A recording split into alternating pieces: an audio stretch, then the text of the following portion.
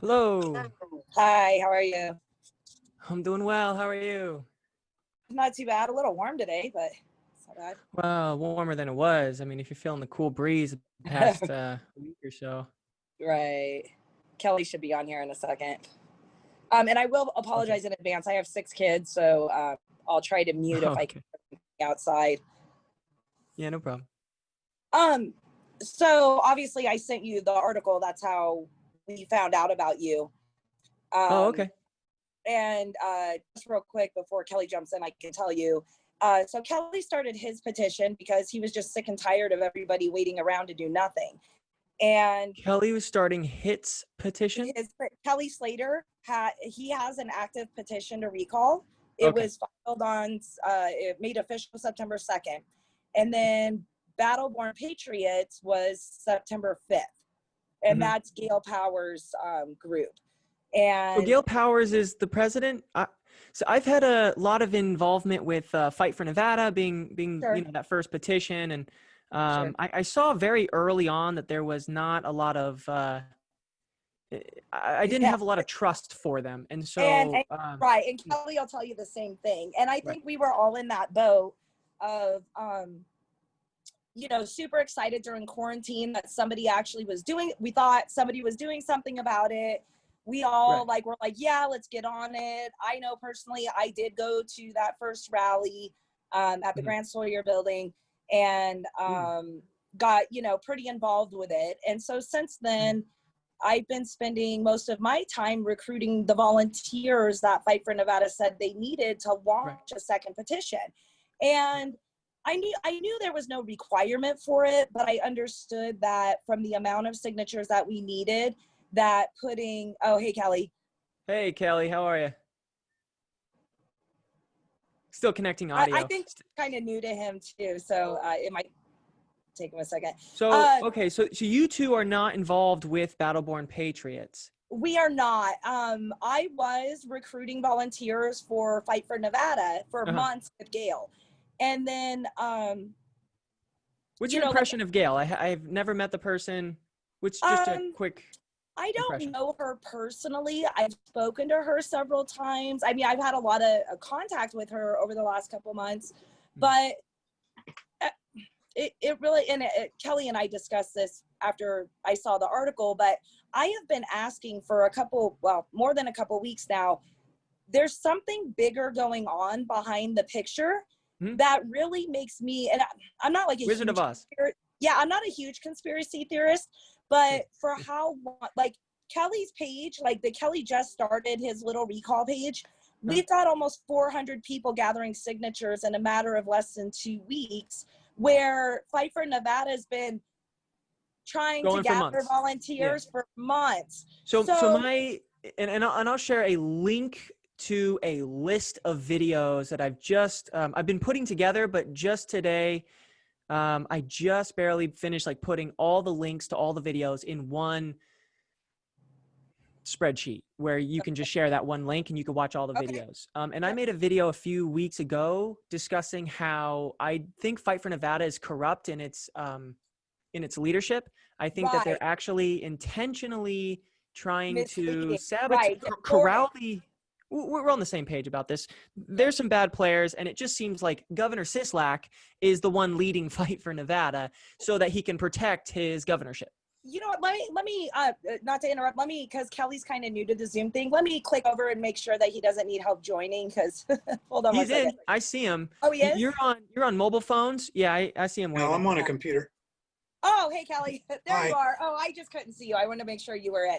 No, I think really we are all on the same page. And so when my girlfriend tagged me in Kelly's stuff 2 weeks ago, because she knows, I mean, I've been doing a lot, trying to get the people together that they said they wanted to get. And then Uh-huh. when Kelly sent me the Nevada Independent article and I read it, and I was like, oh my God, this is kind of so dead on. And Yeah. it may not necessarily be that Sisolak himself started it, Mhm. but we know how the Right. No, Democrats not work. directly, and that's not Right. the But we the know how claim I'm making. Democrats work, and they have rats.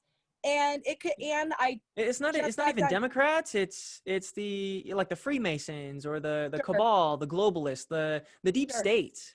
The Right. mafia. And Here, it's casino mafia. That's right. No, it still is. People say it's dead, but it's not. yeah. And I mean, I've been privy to some information this past week from people that have left Fight for Nevada. Mm-hmm. And I was just telling Kelly, there's some woman who's running in and out of Nevada on big election years, throwing her weight around and really trying to slander and discredit people like Gail. And I don't know if you know who Susan Prophet is. She sits on a couple RNC boards. And, no, but I am familiar with that tactic of people coming in and trying to either right. belittle, divide. They're aggressive, and they try and attack you verbally as much as they can. There's and that's what they did. Yeah, and that's what they did to me. When I first, I forget what date it was exactly. But it doesn't matter. I went. Not just one for me. It's been a couple. There's a few people I can name off. Well, what had happened with me is that back in June, I saw a recall effort, so I joined it. And I was told, hey, we're going to be doing this, that, and the other. Nothing happened, so I joined another one, thinking that one would go forth.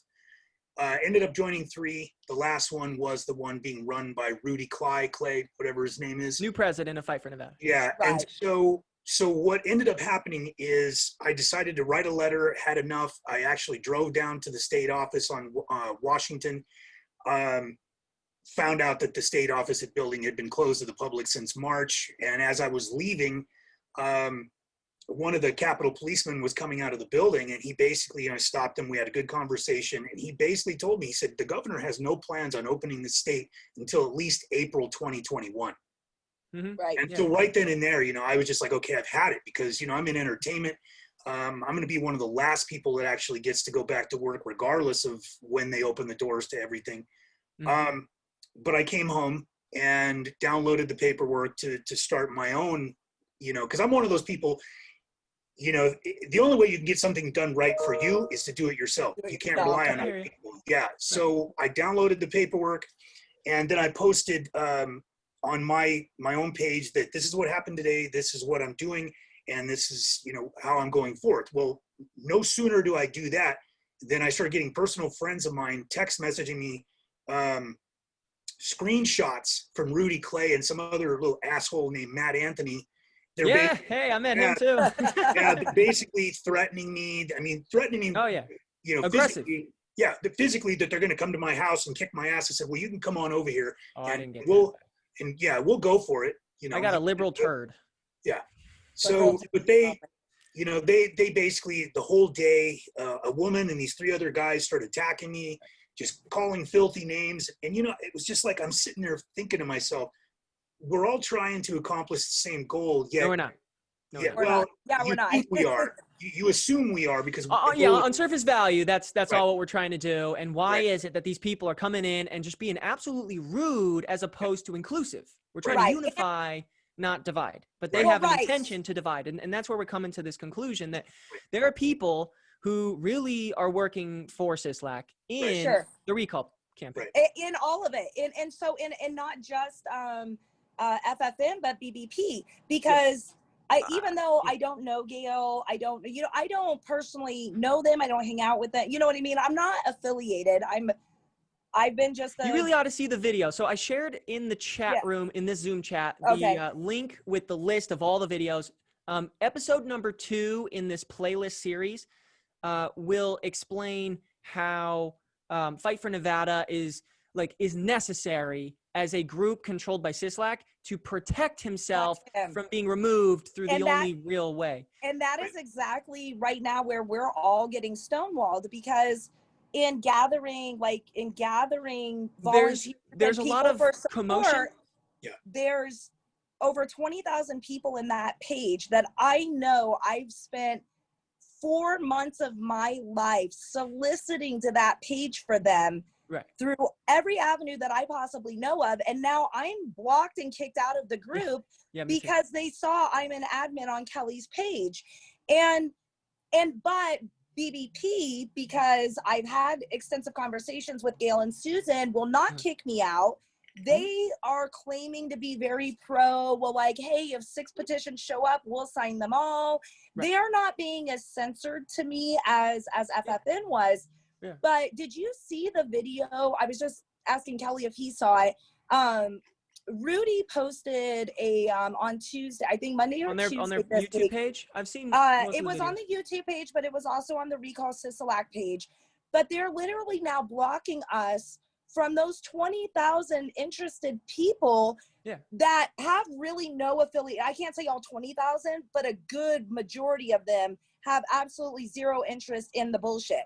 And so, and so that's why when I read the article, I honestly, personally, I don't live on your side of town, so I have not even seen your campaign until I saw the article and then Googled you and saw, everything that you're doing.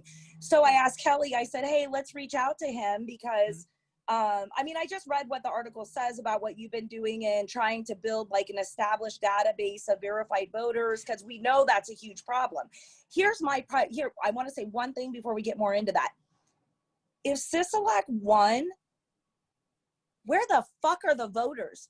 Because I will tell you, so many people that I've talked to in the last 5-6 months did not vote for him.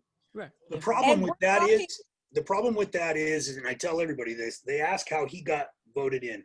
Well, you have all the liberal fuckfaces fleeing California, the Communist People's Republic of California, that moved here and brought all their bullshit with them, and that's how he got elected.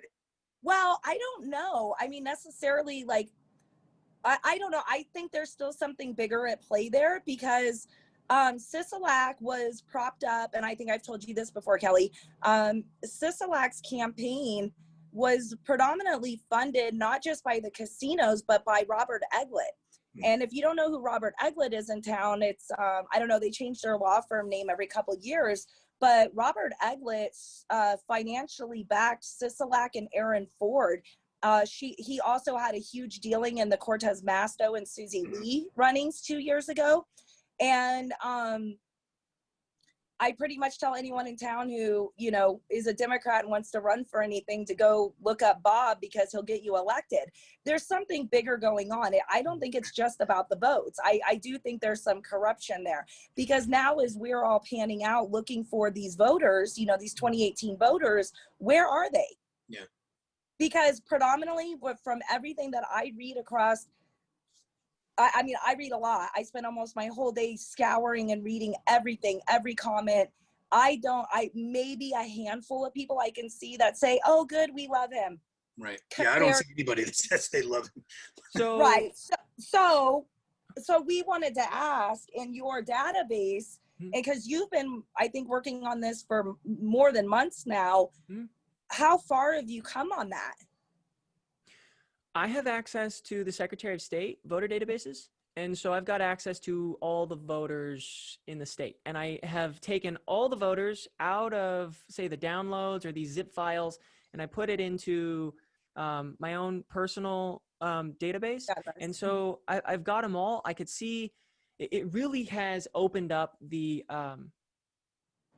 like my awareness of how the people and the demographics are all shaped. Because I was like you up until that point where it was very individual, like whatever I saw on the internet, whoever I engaged with, I just based my understanding of how the state was divided or, segregated or segmented or whatever, based on that. But once you get to see the full like bird's eye view of everyone, it really paints a better picture. And so it is very, first off, I want to say I still have suspicions that there was voter fraud, just a little bit across a bunch of different tactics to push them over the edge and win. Yeah. Same with the legislature being controlled by the Democrats. It's also because of gerrymandering. If you can draw the lines, if you can divide the people, and you can really segment minorities of the overall majority in each district, then you can win each district. And so there are pockets all over the place, but the closer you get into the heart of the metropolitan, the more Democrat it is. Well, and I've called people, because I'm also running as a nonpartisan assembly candidate. And so I'm contacting people, Democrats and Republicans, and I can see that there is a lot of Democrats who aren't on social media. They are like, they turn on the news.